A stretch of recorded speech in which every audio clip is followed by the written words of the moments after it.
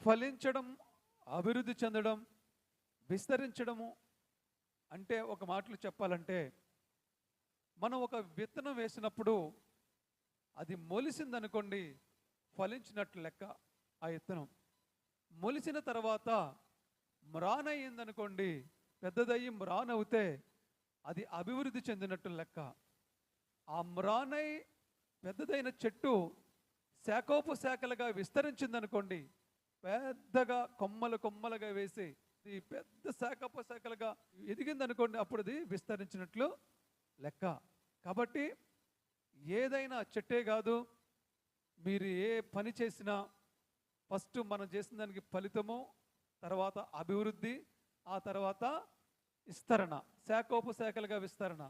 మీరే ఏదైనా ఒక బిజినెస్ స్టార్ట్ చేస్తారనుకోండి, ఎవరైనా ఒక షాప్ ఏదైనా స్టార్ట్ చేస్తారనుకోండి, ముందుగా మీ ఇంటి దగ్గర స్టార్ట్ చేశారు, లేకపోతే మన గ్రామంలో స్టార్ట్ చేశారు, లేకపోతే రాజమండ్రిలో స్టార్ట్ చేశారు.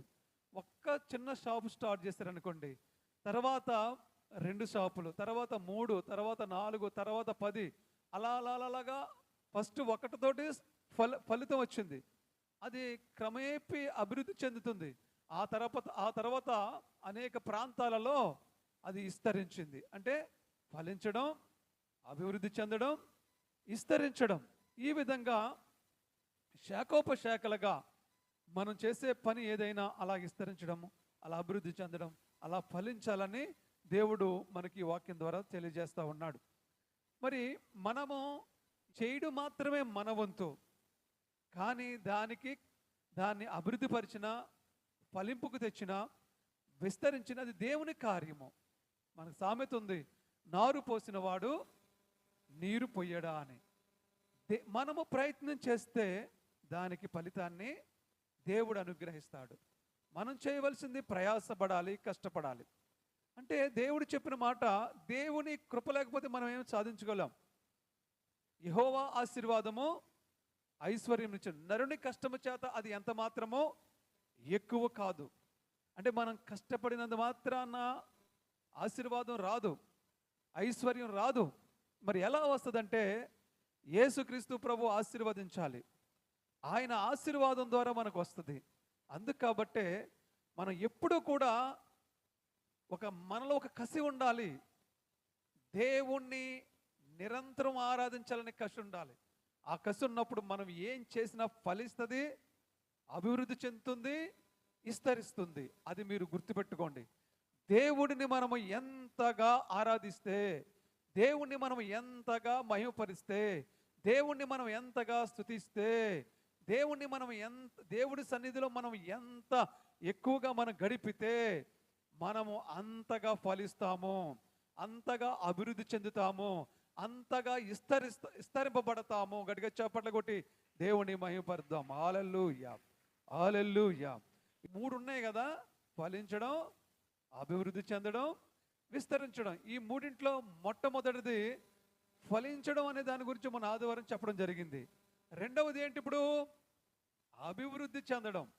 ఈరోజు చెప్పబోయే అంశం ఏమిటంటే అభివృద్ధి చెందడం.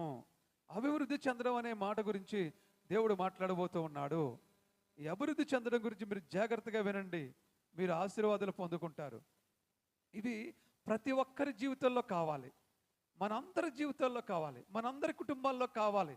ఫలించడం కానీ, అభివృద్ధి చెందడం కానీ, విస్తరించడం కానీ అందరి జీవితాల్లో, అందరి కుటుంబాల్లో కావాలి.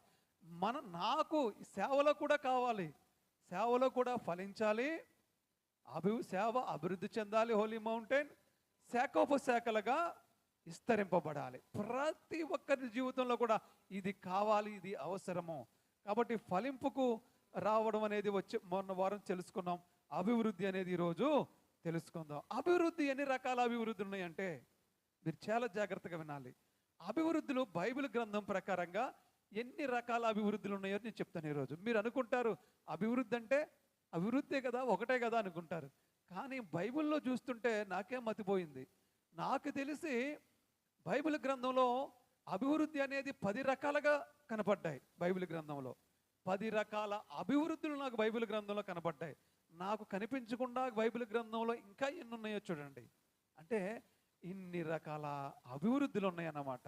నేను చెప్తాను ఇప్పుడు అభివృద్ధి ఎన్ని రకాలుగా ఉన్నాయో బైబిల్ గ్రంథంలో మనం చూద్దాం. మొట్టమొదటిగా ఫస్ట్ అభివృద్ధి, తర్వాత మహా అభివృద్ధి, ఆ తర్వాత బహుగా అభివృద్ధి, ఆ తర్వాత అత్యధికమైన అభివృద్ధి, ఆ తర్వాత క్రమంగా అభివృద్ధి, ఆ తర్వాత క్షేమాభివృద్ధి, ఆ తర్వాత జ్ఞానాభివృద్ధి, ఆ తర్వాత సంతానాభివృద్ధి, తర్వాత వంశాభివృద్ధి, ఆ తర్వాత ప్రేమాభివృద్ధి. ఇవన్నీ కూడా ఒకసారి నేను చెప్పినప్పుడు మీరు అందరూ చెప్పండి ఎన్ని రకాలు ఉన్నాయంటే. ఇవి లెక్క పెట్టండి, మీరు అందరూ చెప్తూ లెక్క పెట్టండి. ఫస్ట్ అభివృద్ధి, మహా అభివృద్ధి, లెక్క పెడుతూ చెప్పండి, లెక్క పెడుతూ. ఫస్ట్ అభివృద్ధి, మహా అభివృద్ధి, బహుగా అభివృద్ధి, అత్యధికమైన అభివృద్ధి, క్రమంగా అభివృద్ధి, గట్టిగా చెప్పాలి, క్షేమాభివృద్ధి, జ్ఞానాభివృద్ధి, సంతానాభివృద్ధి, వంశాభివృద్ధి, ప్రేమాభివృద్ధి. ఎన్ని వచ్చినాయి? 10 వచ్చినాయి. మనకి ఆజ్ఞలన్నీ 10 ఆజ్ఞలు. ఏంటి చెప్పండి? నిర్గమకాండము 20 అధ్యాయము 2వ వచనం దగ్గర నుంచి, నేను తప్ప వేరొక దేవుడు మీకు ఉండకూడదు, పైన ఆకాశం అందే గాని, క్రింద భూమి అందే గాని, భూమి కింద నీళ్ళ అందే గాని, దేని రూపమునైనను విగ్రహమునైనను నాను మూడవ చదవంసారి, నీ దేవుడైన యెహోవా నామమును వ్యర్థముగా ఉచ్చరింపకూడదు. 4వది, విశ్రాంతి దినమును పరిశుద్ధముగా ఆచరించుటకు జ్ఞాపకముంచుకొనుము. 5వది, నీ దేవుడైన యెహోవా నీకు అనుగ్రహించు, అంటే 12వ వచనం, నీ దేవుడైన యెహోవా నీకు అనుగ్రహించు దేశములో నీవు దీర్ఘాయుష్మంతుడగినట్లు నీ తండ్రిని నీ తల్లిని సన్మానించుము. 6వది, నరహత్య చేయకూడదు. 7వది, వ్యభిచరించకూడదు. 8వది, దొంగిలకూడదు. 9వది, నీ పొరుగు వారి మీద అబద్ధ సాక్ష్యము పలకూడదు. 10, నీ పొరుగు వారిని ఇల్లు ఆశింపకూడదు. నీ పొరుగువాని భార్యనైనను, అతని దాసినైనను, అతని దాసీనైనను, అతని ఎద్దునైనను, అతని గాడిదనైనను, నీ పొరుగువారి దగ్గు దేనినైనను ఆశింపకూడదు అని చెప్పాను. దేవునికి మహిమ కలుగునుగాక. ఇవి 10 ఆజ్ఞలు. అర్థమవుతుంది కదా మీకు? అంటే 10 అభివృద్ధులు ఇప్పుడు మనం చూసాం కాబట్టి 10 ఆజ్ఞలు చెప్పుకుంటున్నాం. నీ పొరుగువాని ఇల్లు ఆశింపకూడదు, నీ పొరుగువాని భార్యనైనను, అతని దాసునైనను, అతని దాసీనైనను, అతని ఎద్దునైనను, అతని గాడిదనైనను, నీ పొరుగువాని దగ్గు దేనినైనను ఆశింపకూడదు అని చెప్పెను. చూడండి ఎన్ని అయినాయేమో ఇప్పటికి? 10 అయినాయి కదా. మీరు ఈ 10 కూడా చాలా జాగ్రత్తగా గుర్తుపెట్టుకోవాలి. మీరు ఇంటికి వెళ్ళిన తర్వాత వీటిని మీరు కంఠస్థ చేసుకోండి. నిర్గమకాండము 20వ అధ్యాయంలో వ్రాయబడి ఉంటాయి. ఇవి తండ్రి అయిన దేవుడు ఇచ్చిన ఆజ్ఞలు. యేసు ప్రభు వచ్చిన తర్వాత 2 ఆజ్ఞలు మాత్రమే ఇచ్చాడు. ఆ 2 ఆజ్ఞలు కూడా మీకు చెప్తాను. ఏమిటంటే, నిన్ను వలే చెప్పండి నిన్ను వలే నీ పొరుగు వారిని ప్రేమించు, నీ పూర్ణ హృదయముతో, నీ పూర్ణ ఆత్మతో, నీ పూర్ణ మనస్సుతో నీ దేవుడైన యెహోవాను ప్రేమించు. ఈ 2 ఆజ్ఞలు యేసు ప్రభు ఇచ్చాడు. ఏమిచ్చాడు మళ్ళీ చెప్పండి మీరు అందరూ కూడా. మొదటి ఆజ్ఞ ఏంటి? నిన్ను వలే నీ పొరుగు వారిని. 2వ ఆజ్ఞ ఏంటి? అందరూ చెప్పాలి. నీ పూర్ణ హృదయముతో, నీ పూర్ణ ఆత్మతో, నీ పూర్ణ మనస్సుతో నీ దేవుడైన యెహోవాను ప్రేమించడం. దేవునికి మహిమ కలుగును గాక. హల్లెలూయా. కాబట్టి ఇవి మీరు స్పష్టంగా నేర్చుకోవాలి, ఆచరించాలి, అనుసరించాలి. అప్పుడే మీరు మేలులు పొందుకోగలుగుతారు. అభివృద్ధి అనేది 10 రకాలుగా దేవుడు చెప్పాడు కాబట్టి అభివృద్ధి, మహాభివృద్ధి, అత్యధికమైన అభివృద్ధి, బహుగా అభివృద్ధి, క్రమంగా అభివృద్ధి, క్షేమాభివృద్ధి, జ్ఞానాభివృద్ధి, సంతానాభివృద్ధి, వంశాభివృద్ధి, ప్రేమాభివృద్ధి. మొత్తం ఎన్నండి? 10 అభివృద్ధులు. ఎన్ని చెప్పమంటారు చెప్పండి? ఎన్ని చెప్పమంటారు అమ్మా? 10 చెప్పేనా? 10 చెప్పాలంటే మరి 3 4 అవుద్ది అమ్మా. అంతే కాబట్టి ఎన్ని చెప్పమంటారు చెప్పండి? ఎన్ని అవుతాయి అన్నీ చెప్తాను. అర్థమవుతుంది కదా? మీరేమో టైంకి రావట్లేదు మరి. కాబట్టి టైంకి రండి. ఆదివారం అంటే దేవుడిది. మీరు దేవుడి సమయం దేవుడికి కరెక్ట్గా ఇచ్చేసేయాలి. దేవునికి మహిమ కలుగునుగాక. టైం అంటే టైం ఎలాగ చెప్పమంటారా? రోజుకి 24 గంటల టైం అండి. దశంభాగం ఎంత చెప్పాలి? రోజుకి 24 గంటల టైం. దశంభాగం ఎంత? టైంలో దశంభాగం 24 గంటలంటే 2 గంటల 40 నిమిషాలు దేవుడికి ఇచ్చేయాలి రోజుకి. ఒక రోజులో అంటే మీరు దశంభాగం తీస్తారు, కొంతమంది దశంభాగం తీస్తున్నారు కదా, కొంతమంది తీయట్లేదు, కానీ దేవునికి దశంభాగం తీస్తున్నారు కదా. మరి అంత సంపాదనలోనే మీరు తీయగలుగుతున్నారు కదా, టైంలో ఎందుకు తీయలేరు చెప్పండి? టైంలో కూడా మీరు తీయాలి. ఎందుకంటే 24 గంటలు అంటే మీరు 2 గంటల 40 నిమిషాలు దేవుడికి రోజు ఇచ్చేయాలి.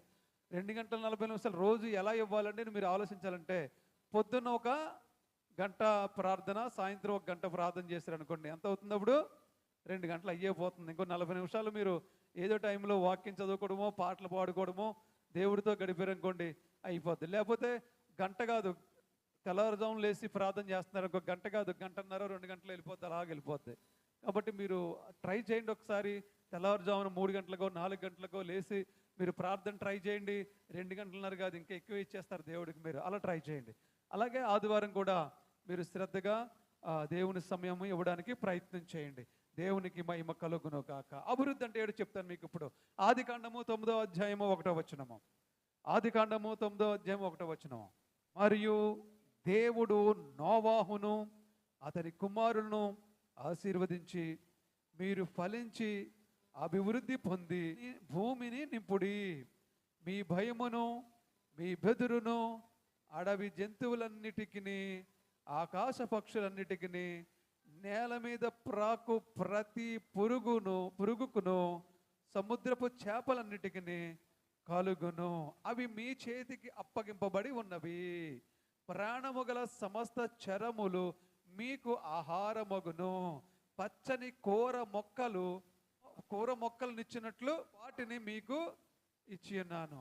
చాలమ్మా, దేవునికి మహిమ కలుగును గాక. ఇప్పుడు చూడండి, దేవుడు అంటున్నాడు ఇక్కడ, నోవాహును అభివృద్ధి చేశాడట.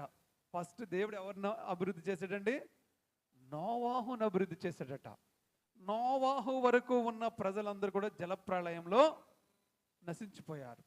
ఇక నోవాహు తరము నుంచే మళ్ళా స్టార్ట్ అయింది, జనరేషన్ మళ్ళా స్టార్ట్ అయింది, మళ్ళా ప్రజలు విస్తరింపబడడం స్టార్ట్ అయింది. అందుకని దేవుడు అతన్ని ఏ విధంగా ఆశీర్వదిస్తున్నాడంటే, అంటే అప్పటికి అతను ఒక్కడ మాత్రమే, తన కుటుంబం మాత్రమే ఉంది.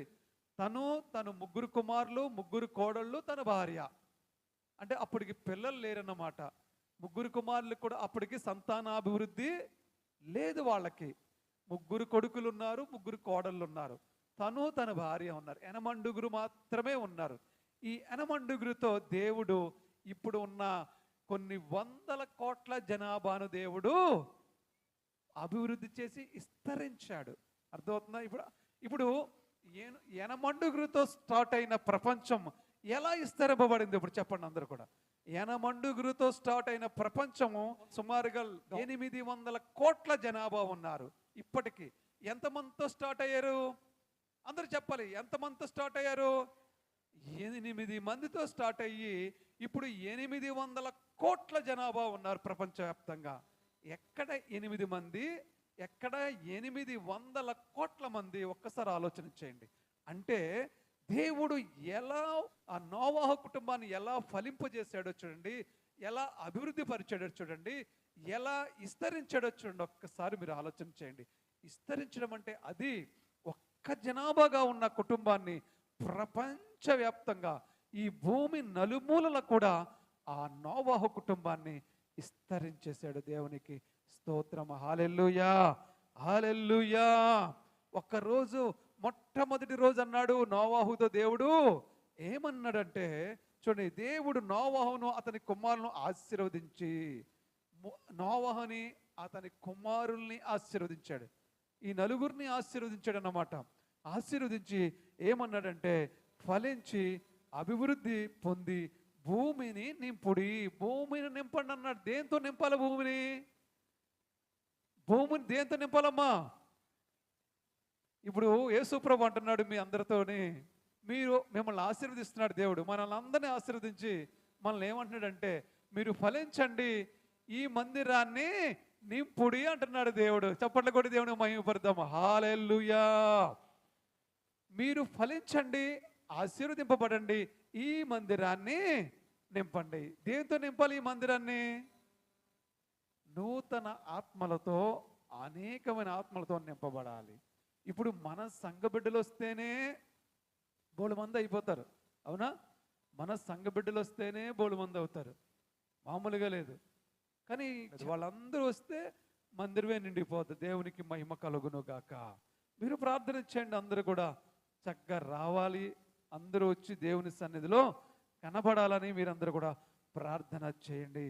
దేవునికి మహిమ కలుగును గాక. దేవుడు నోవహు కుటుంబాన్ని ఆశీర్వదించాడు.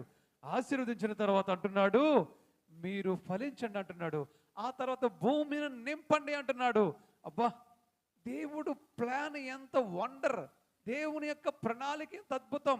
దేవుని యొక్క విజను ఎలా ఉందో చూడండి ఒక్కసారి. విజన్ అంటే దర్శనము. అంటే దేవుని యొక్క దర్శనం ఎలా ఉందంటే, మీరు భూమిని నింపుతారు. ఎవరు నింపుతారు? నలుగురు వ్యక్తులు. నోవహుకి ఆల్రెడీ పిల్లలు పుట్టేశారు. అప్పటికే ముగ్గురు కుమారులు ఉన్నారు. అక్కడ ముగ్గురు కుమారులు ఉన్నారు. ఇప్పుడు నోవహు, షేము, హాము, యాపేతు, ఈ నలుగురితో దేవుడు అంటున్నాడు, మీరు భూమిని నింపండి అంటున్నాడు. ఎంత అద్భుతం అండి! ఒక నలుగురు మనుషులు భూమిని నింపడం అంటే మామూలు విషయమా చెప్పండి? ఈ మందిరాన్నే మనం నింపలేకపోతున్నాం కదా, భూమిని ఎలా నింపగలుగుతారు వాళ్ళు నలుగురు కూడాను? అంటే దేవుడు ఏం చేస్తున్నాడంటే, వాళ్ళని అభివృద్ధి పరుస్తున్నాడు, వాళ్ళని విస్తరింపజేస్తూ ఉన్నాడు. ఈ రోజున దేవుడు మన జీవితంలో కూడా అలాంటి అభివృద్ధి చూడబోతూ ఉన్నాం. మనం చప్పట్లు కొడదాం. హల్లెలూయా. అలాంటి అభివృద్ధి మనం చూడబోతూ ఉన్నాం. అలాంటి ఆశీర్వాదాన్ని మనం చూడబోతూ ఉన్నాం. అలాంటి విస్తరణ మనం చూడబోతూ ఉన్నాం. అలాంటి ఫలింపు మనకు రాబోతూ ఉన్నది. దేవునికి మహిమ కలుగును గాక. హల్లెలూయా. మనం అభివృద్ధి చెందాలంటే మన వల్ల అవ్వదండి. మనం కేవలం ప్రయత్నం మాత్రమే చేయాలి. కార్యము ఎవరు జరిగిస్తారంటే, మనం నమ్ముకున్న యేసుక్రీస్తు ప్రభు జరిగిస్తాడు. ఆయన దాన్ని వృద్ధి చేస్తాడు, ఆయన నీరు పోస్తాడు, ఆయన ఫలింపు చేస్తాడు, ఆయన ఫలాలు వచ్చేలా చేస్తాడు. ఈరోజు నేను వాక్యం చెప్తూ మాత్రమే నా యొక్క నిలబడ్డమే నా పని, కానీ నన్ను నిలబెట్టేవాడు దేవుడే, నాలో మాట్లాడేవాడు దేవుడే, నా ద్వారా వచ్చే మాట ద్వారా కార్య సాధనమైనటువంటి ఫలితాన్ని ఇచ్చేవాడు కూడా దేవుడే. దేవునికి మహిమ కలుగును గాక. సమస్తము జరిగించేవాడు యేసుక్రీస్తు ప్రభువే. మనం కేవలం, దేవుడు అంటాడు, నువ్వు ఊరకనే నిలబడి చూస్తూ ఉండంటాడు దేవుడు. మనం నిలబడి చూస్తూ ఉంటే, ప్రార్థిస్తూ ఉంటే ప్రతిఫలాలు అలాగే వచ్చేస్తాయి. నిలబడి చూడటం అంటే మౌనంగా ఉండడం కాదు, ప్రార్థించాలి, ప్రార్థించాలి, ప్రార్థించాలి, రోధించాలి, మొర్ర పెట్టాలి, దేవుణ్ణి గోజాడి అడగాలి. అడిగితే దేవుడు అభివృద్ధి, మహాభివృద్ధి, అత్యధికమైన అభివృద్ధి, బహుగా అభివృద్ధి, క్రమక్రమంగా అభివృద్ధి, సంతానాభివృద్ధి, వంశాభివృద్ధి, జ్ఞానాభివృద్ధి, ప్రేమాభివృద్ధి, ఇలా ఎన్ని కావాలంటే దేవుడు అన్ని మనకి ఇచ్చేస్తూ ఉంటాడు. దేవునికి మహిమ కలుగును గాక. హల్లెలూయా. దేవుడు ఆ నలుగురితోటే స్టార్ట్ చేసి, ఆ 8 స్టార్ట్ చేసి 800 కోట్ల జనాభాగా ఈరోజు ప్రపంచవ్యాప్తంగా దేవుడు ముందుకు నడిపించి, దేవునికి అసాధ్యమైనది ఏమైనా ఉన్నదా చెప్పండి? దేవునికి సమస్తము సాధ్యమే. ఆయన చేయగల సమర్థుడు. ఎక్కడ 8 ఎక్కడ 800 కోట్లు? అసలు ఊహించగలుగుతారా ఎవరైనా? నోవహే ఊహించుండడు, వారి కుమారులే ఊహించుండరు ఇంతమంది విస్తరింపబడతారని. దేవుడు అద్భుతాలు చేయగలడు. నేను మొన్న ఒక మాట చెప్తాను. మనకి ఇక్కడ కాకినాడ నుంచి పాస్టర్ గారు వచ్చారు కదా, ఆ పాస్టర్ గారు మన ఒక సాక్ష్యం చెప్పారు, చిన్న సాక్ష్యం చెప్పారు. ఏంటంటే, దేవుడి కార్యాలు అద్భుతం అండి, దేవుడి కార్యాలు ఆశ్చర్యాలు, దేవుడికి అసాధ్యమైనది ఏమీ లేదు. నా బిడ్డల కొరకు, నా బిడ్డల ఉద్యోగం కొరకు మేము బహుగా ప్రార్థన చేసాం. ప్రార్థన చేస్తే ఒకరోజు మా అబ్బాయి బ్యాంక్ ఉద్యోగం, మా అబ్బాయికి చాలా ఇష్టం, బ్యాంక్ ఉద్యోగం ఇష్టం కాబట్టి బ్యాంక్ టెస్ట్ రాశాడు. మేము చేసిన ప్రార్థనలకు దేవుడు బ్యాంక్ టెస్ట్ పాస్ అవ్వాడు. అయితే ఇంటర్వ్యూ ఉంది. ఇప్పుడు టెస్ట్ ఎంత కష్టపడి పాస్ అవ్వాలో ఇంటర్వ్యూ కూడా ఇంకా రెట్టింపు కష్టం. కాబట్టి చెన్నైలో ఇంటర్వ్యూ వచ్చింది. మేము చెన్నై వెళ్ళాం. ఆ తర్వాత మేము ఇంటర్వ్యూకి వెళ్ళినప్పుడు ఆ ఇంటర్వ్యూలో కూడా పాస్ అవ్వాలి, ఇంటర్వ్యూలో కూడా సెలెక్ట్ అవ్వాలని మేము దేవునికి ఎంతో ప్రార్థన చేసాం. అయితే ఇంటర్వ్యూ జరిగిన తర్వాత వాళ్ళు మీరు వెళ్ళండి, మీకు మెయిల్ వస్తుంది, మెసేజ్ వస్తుంది, ఏమైంది, మీకు జాబ్ వచ్చిందా రాలేదా అనేది మీరు అని చెప్పినప్పుడు తన కుమారుడు ఇంటికి వచ్చేసాడంట. ఇంటికి వచ్చేస్తే వీళ్ళు ప్రార్థన చేస్తూ ఉన్నారు. కానీ ఏమీ రావట్లేదు. ఎస్ అని రావట్లేదు, నో అని రావట్లేదు. ఎస్ అని వస్తే జాబు ఉన్నట్లు, నో అని వస్తే జాబు లేనట్లు. ఇలా ప్రార్థన చేస్తూ ఉంటుంటే వీళ్ళు ఆతృతతో ఎదురు చూస్తుంటే ఒక రోజున మెసేజ్ వచ్చింది. కానీ అందులో ఏమని వచ్చింది చెప్పనా? ఎస్ అని రాలేదు, నో అని రాలేదు, కానీ ఆర్ అని వచ్చిందంట. ఇదేంటి అసలు? అలా ఎవరికి రాదంట. ఎస్ అని వస్తుంది, నో అని వస్తుంది, ఆర్ అని ఎలా వస్తుంది అని దాన్ని ఆలోచన చేస్తే దాన్ని చూసినప్పుడు ఆర్ అంటే దాని అర్థం ఏమిటంటే రిజర్వ్డ్లో పెట్టాం, మీ యొక్క జాబ్ విషయాన్ని మేము రిజర్వ్డ్లో పెట్టాం. అంటే మీకు ఇప్పుడప్పుడే మీకు లేదని చెప్పాం, ఉంది అని చెప్పాం, మిమ్మల్ని హోల్డ్లో పెట్టి రిజర్వ్డ్లో పెట్టాం. కొద్ది రోజుల తర్వాత మీకు ఏ విషయం తెలుస్తుంది. ఇప్పటికే వీళ్ళు చాలా ఆతృతగా ఎదురు చూస్తున్నారు, జాబ్ ఎప్పుడు వస్తుంది. కానీ వీళ్ళు ఏం చేస్తారంటే అటు లేదని చెప్పినా హోప్స్ వదులుకుని మళ్ళీ ఇంకో దానికోసం ట్రై చేసుకుంటారు. వాళ్ళు లేదని చెప్పలేదు, వచ్చిందని చెప్తే హ్యాపీ, వచ్చిందని చెప్పలేదు, ఎటు కాకుండా మధ్యలో పెట్టారు. ఇలా టైము ప్రార్థన చేస్తూ ఉన్నారు. ప్రభువా జాబ్ ఇవ్వు అని ప్రార్థన చేస్తూ ఉన్నారు. చేస్తూ ఉన్న సమయంలో ఒక 3 నెలలు గడిచిపోయిందటండి టైము. 3 నెలలుగా ఈ జాబ్ ఏమి రాలేదట. ఒక రోజున 3 నెలలకి ఒక రోజున వరంగల్ నుంచి ఒక కాల్ వచ్చిందట, ఒక బ్యాంకులోంచి కాల్ వచ్చి ఇక్కడ ఇంకొక పోస్ట్ ఉంది, మీరు దీనికి ఇంటర్వ్యూకి రావాలని పిలిస్తే ఇతను ఆ బ్యాంకుకి ఇంటర్వ్యూకి వెళ్ళాడంట. ఆ ఇంటర్వ్యూలో మరి క్వశ్చన్లన్నీ వేసినప్పుడు ఇతను దేవుని మహాకృపను బట్టి అద్భుతంగా సమాధానం చెప్తే ఆ ఇంటర్వ్యూలో ఇతను సెలెక్ట్ అయ్యాడంట. అయితే అందులో వచ్చిన జాబ్ ఏంటో చెప్పమంటారా? అది మేనేజర్ పోస్ట్ అంట. గడిగా చప్పట్లు కొట్టి దేవుని మహిమపరుద్దాం. దేవునికి స్తోత్రం, హల్లెలూయా. మరి 3 నెలల కిందట వెళ్ళిన పోస్ట్ ఏంటో చెప్పమంటారా? అది ఓన్లీ క్లర్క్ అంతే. క్లర్క్ పోస్ట్కి ఫస్ట్ వెళ్ళాడు. క్లర్క్ అంటే చాలా చిన్నది. క్లర్క్ పోస్ట్కి బ్యాంకుకి వెళితే అది 3 నెలల వరకు కూడా దేవుడు దాన్ని ఎటు తేల్చకుండా అలా పెట్టి 3 నెలల తర్వాత ఏకంగా మేనేజర్ పోస్టే దేవుడు ఇచ్చేసాడు. ఆ రోజు కానీ ఆ పోస్ట్ వచ్చేస్తుంటే ఈరోజు ఈ మేనేజర్ పోస్ట్ వచ్చినా దేవుడు 3 నెలల తర్వాత ఏం చేశాడంటే అద్భుతమైనటువంటి మేనేజర్ పోస్టు దేవుడు అనుగ్రహించాడు. దేవుడికి ఏదైనా సాధ్యమే. దేవుడు అత్యధికమైనటువంటి మిరాకిల్స్ దేవుడు చేయగల సమర్థుడు. ఆయన సర్వశక్తి సంపన్నుడు. హల్లెలూయా. ఇప్పుడు ఈ నోవహు కుటుంబాన్ని కూడా దేవుడు ఆశీర్వదిస్తూ ఉన్నాడు. మీరు అప్పటికి ప్రపంచంలో ఎవ్వరూ లేరండి. మీరు ఊహించుకోండి, అసలు మనిషి అన్నవాళ్ళు లేకపోతే ఒక్కడు ఉండగలరా చెప్పండి? ప్రపంచంలో మనిషి అన్నవాళ్ళు లేడు భూమి మీద, పక్షులు కూడా లేవు. ఏదైతే వాళ్ళలో ఉన్నాయో అవి తప్ప నోవహు దగ్గరికి ఏమీ లేవు. చెట్లు లేవు, పుట్ల లేవు, కొండలు లేవు, గుట్టలు లేవు, మనుషులు లేవు, జలచరాలు లేవు, మృగాలు లేవు, ఏమీ లేవు. ఏవైతే వాళ్ళు ఎక్కించుకున్నారో పక్షులు మృగాలు అవే ఉన్నాయి. ఈ 80 మనుషులే ఉన్నారు. ఇక చుట్టూ ఏ ప్రజలు లేరు. అప్పుడు వాళ్ళ పరిస్థితి ఎలాగుంటుంది చూడండి. అప్పుడు దేవుడు ఒక్కటే అన్నాడు, మీరు భయపడకండి. ఎందుకు దేవుడు వాళ్ళకి వాగ్దానం ఇచ్చాడంటే మనుషులు ఎవ్వరూ లేకుండా అసలు ఉన్న మనుషులందరూ చనిపోయారు. ఇక ఎవ్వరూ లేరు భూమి మీద. మళ్ళీ పుడితేనే ఉంటారు భూమి మీద. అప్పుడు వాళ్ళ పరిస్థితి ఎలాగుంటుందో ఒకసారి ఆలోచన చేయండి. అందుకు దేవుడు అంటున్నాడు వాళ్ళని, మీరు భయపడకండి, మీ బెదురు ఏట్లకి ఇస్తారని తెలుసా? ఈ మృగాలకి, జంతువులకి, ఈ పశువులకి మీ భయాన్ని, మీ పెరుకునిచ్చేస్తాను. అంటే మిమ్మల్ని చూస్తే అవి భయపడతాయి. అలాంటి ఆశీర్వాదాన్ని మీకు నేను ఇచ్చేస్తున్నాను. ఈరోజు మీరు దేని చూసి భయపడుతున్నారో గుడ్ న్యూస్ ఈరోజు మనందరికి కూడా దేవుడు ఇవ్వబోతున్నాడు. మన భయం మన బెరుకు మన శత్రువుకి ఇవ్వబోతూ ఉన్నాడు. ఆమె చెప్పండి కూడా దేవుడు మహిమపడతామండి. హల్లెలూయా, హల్లెలూయా. ఈరోజు మీరు భయపడవలసిన అవసరం లేదు, మనం భయపడవలసిన అవసరం లేదు.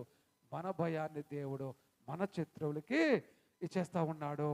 భయపడకండి. మీ భయమును, మీ బెదురును అడవి జంతువులన్నిటికీ, ఆకాశ పక్షులన్నిటికీ, నేల మీద ప్రాకు ప్రతి పురుగుకును, సముద్రపు చేపలన్నిటికీ కలుగును. అవి మీ చేతికి అప్పగింపబడి ఉన్నవి. దేవునికి మహిమ కలుగును గాక. ఆ రోజు అప్పగించాడండి దేవుడు. ప్రతి సమస్తాన్ని కూడా నోవహు కుటుంబానికి అప్పగించాడు. ఈ రోజు వరకు కూడా అలాగే ఉన్నాయి. చూడండి, ఏది ఏమైనప్పటికీ ప్రతిదీ మనకే ఆహారం అగుతాయి.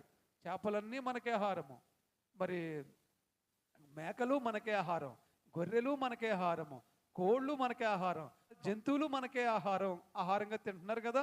ఒక్కొక్కరు ఒక్కో రకమైన ఆహారం తింటూ ఉన్నారు కదా. మరి అలా ప్రతిదీ మనకే ఆహారంగా దేవుడు అనుగ్రహించాడు. అవి మనల్ని చూసి అవి భయపడాలి, కానీ వాటిని చూసి మనం భయపడం. ఒక్కొక్కసారి కొన్ని సందర్భాల్లో మనకి భయం కలిగినట్టున్నా ఇంకో నలుగురిని నెట్టేసుకెళ్ళి దాన్ని మనం అంతు చూసేస్తామే తప్ప మనం భయపడి దానికి పారిపోయి వచ్చినా మళ్ళీ జనాన్ని తీసుకెళ్ళి, ఇప్పుడు ఒక సర్పం కనపడిందండి, మీరు భయపడ్డారు, దాన్ని వదిలేస్తారా? చెప్పండి, ఏం చేస్తారు? ఇంకో 10 మందిని తీసుకెళ్ళి, ఎక్కడో ఒక పులి కనపడింది అనుకోండి, మీరు ఫస్ట్ మీరు ఒక్కరు ఉంటే భయపడి వచ్చేస్తారు. ఆ తర్వాత మీరు ఏం చేస్తారు? గవర్నమెంట్కి ఫోన్ చేసి అటవీ శాఖ వాళ్ళని రప్పించి బోన్లు వేసి అవేసి ఇవేసి దాన్ని పట్టేసుకుని తీసుకెళ్ళి ఎక్కడో అడవిలో వదిలేస్తారు. మనుషులకు లొంగవలసిందే కదా ఏదైనా, ప్రతిదీ మనుషులకు లొంగవలసిందే. మనుషులు దేవుని ముందు, చెప్పండి అమ్మా, ప్రతిదీ మనుషుల ముందు లొంగవలసిందే. మనిషి దేవుడి ముందు లొంగవలసిందే. నా తోడు ప్రతి మోకాలు నా ముందు మోకరించిన ప్రతి నాలుక నన్ను స్తుతించిన దేవుడు చెప్తా ఉన్నాడు. కనుక మనము దేనికి భయపడవలసిన అవసరం లేదు. అభివృద్ధినిచ్చేవాడు, ఫలాలు ఇచ్చేవాడు యేసుక్రీస్తు ప్రభు మనకి ఉన్నాడు. దేవునికి మహిమ కలుగునుగా. మహా అభివృద్ధి గురించి ఒకసారి మనము మాట్లాడు. యోబు గ్రంథము 8వ అధ్యాయము 7వ వచనము. మహా అభివృద్ధి, మహా అభివృద్ధి. యోబు గ్రంథము 8వ అధ్యాయము 7వ వచనము. ఎస్, చెప్పమ్మా. చూడండి, అప్పుడు నీ స్థితి మొదట కొద్దిగా నుండినను తుదకు నీవు మహా అభివృద్ధి పొందెదవు. ఇప్పుడు ఇందాక మనం అభివృద్ధి గురించి మాట్లాడుకున్నాం కదా. నోవహును దేవుడు అభివృద్ధి పరిచినట్లుగా మనల్ని దేవుడు అభివృద్ధి పరచబోతూ ఉన్నాడు. ఆమేన్. ఇప్పుడు మహా అభివృద్ధి గురించి ఒక మాట మాట్లాడి నేను ముగిస్తాను. ఏమంటున్నాడు దేవుడు? నీ స్థితి మొదట కొద్దిగా ఉండినను తుదకు నీవు మహా అభివృద్ధి పొందదువు. ఇది దేవుడు ఇచ్చిన వాగ్దానం. అంటే దేవుడు అంటున్నాడు, మొదట మనకు కొద్దిగా ఉందని మనం భయపడవలసిన అవసరం లేదు, మనకు కొద్దిగా ఉందని మనం చింతించబడవలసిన అవసరం లేదు, కొద్దిగా ఉందని మనము నిరాశపడవలసిన అవసరం లేదు, కొద్దిగా ఉందని నిస్పృహకి లోనవ్వాల్సిన అవసరం లేదు, కొద్దిగా ఉందని ప్రయత్నం చేయడం మనం మానవలసిన అవసరం లేదు. నువ్వు ప్రయత్నం చేస్తే చేస్తే చేస్తే చేస్తే ఏదో రోజున కొడతావు అంతే, అందులో డౌట్ లేదు. దేవునికి మహిమ కలుగునుగా. మన ప్రయత్నం అంతే, అవట్లేదు, జరగట్లేదు, ఇది మన వల్ల అవ్వదు, ఇది మనం చాలా చిన్నది, ఇది నాకు సరిపోదు, ఇలా కాలయాపన చేస్తే టైం అంతా పోద్ది. నువ్వు దాన్నే ఉన్న దానిలోనే నువ్వు కష్టపడితే, ఉన్న దానిలో నువ్వు ప్రయాసపడితే, ఉన్న దానిలో నువ్వు పరిగెడితే దేవుడు దాన్ని ఏం చేస్తాడు? ఫస్ట్ కొద్దిగానే ఉంది, కానీ ఇది రాను రాను ఏమో తెలుసది మహా అభివృద్ధి అయిపోతుంది అంటండి. మహా అభివృద్ధి అయిపోతుంది. దేవుడి మార్గము అలాగే ఉంటుంది. ఫస్ట్ ఎలాగ ఉంటుందండి? చాలా ఇరుకుగా ఉంటుంది. అయ్యో ఇందులోకి ఎలా దూరం నేను అనుకుంటావు, నువ్వు అయ్యో నేను ఎలా వెళ్ళగలను ఇందులో అనుకుంటావు. నువ్వు కష్టపడి ఎలాగైనా ఆ మార్గంలో ప్రవేశించి నువ్వు వెళ్తూ వెళ్తూ వెళ్తూ ఉంటుంటే, అలా వెళ్తూ ఉంటే ఒక్కసారి ఆ విజన్ చూసుకుంటే మీరు ఊహించుకుంటే ఎలా ఉంటుందంటే, ఒకేసారి ఇలాగ విస్తరింపబడిపోద్ది, ఇలాగ విస్తరింపబడిపోద్ది. ఇదంతా కూడా చాలా ఖాళీగా, చాలా విశాలమైనటువంటి మార్గాన్ని దేవుడు అనుగ్రహించేస్తాడు. దేవుడు కార్యాలు అలాగే ఉంటాయి. ఫస్ట్ మనకు కనిపించదు, చాలా చిన్నది కనిపిస్తుంది, కానీ దాంట్లోనే నువ్వు వెళ్ళేవంటే తుదకొస్తులుగా చాలా అద్భుతం అయిపోద్ది, మహా అభివృద్ధి అయిపోద్ది, విస్తారమైన అభివృద్ధి అయిపోద్ది. దేవుడు అద్భుత కార్యాలు మన జీవితాల్లో జరిగించేస్తాడు. కాబట్టి మీరు చిన్నదే అనుకుని, ఇరుకే అనుకుని ఏ విషయంలో కూడా మీరు బాధపడవలసిన అవసరం లేదు. ఏ విషయంలో మీరు చింతపడవలసిన అవసరం లేదు. దేవుడు చెప్తున్న మాట ఏంటంటే, తుదకు అంటే చివరికి వచ్చేటప్పటికి అది మహా అభివృద్ధి చెందేస్తుంది. అది వృక్షమైపోద్ది. దేవుడు మనకి అభివృద్ధిని, మహా అభివృద్ధిని ఇచ్చును గాక. ఆమేన్. ఆది కాండంలో 9వ అధ్యాయంలో 1వ వచనంలో నోవాహుకు ఇచ్చిన ఆశీర్వాదాలు మనకి దేవుడు దయచేయును గాక. ఆశీర్వాదము, ఫలింపు, అభివృద్ధి, విస్తరణ మన జీవితంలో జరుగును గాక. యేసు నామములో జరుగును గాక. దేవుడి మాటలు దీవించి ఆశీర్వదించును గాక. ఆమేన్.